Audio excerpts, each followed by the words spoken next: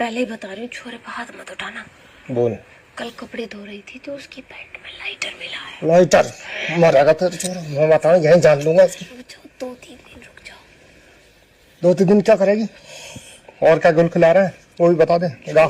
छोरी का भी चक्कर लग रहा है मुझे तो। छोरी का कह रहा साथ पड़ती है। मैं जब भी खटारे करने गया ना, सुबह उठा रही तो कुचर कुचर कुचर कुचर कर रहा फोन में। आ जाई ना अभी 4 मैं वहीं बजे प्राण हर लेता है इसके।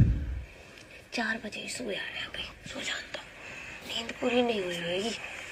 अपने बिरादरी की। हाँ, बिरादरी की है, पड़ोसी इनके। पड़ोसी इनके गोली गोली खाएगा, तेरी औलाद कम होगी देख।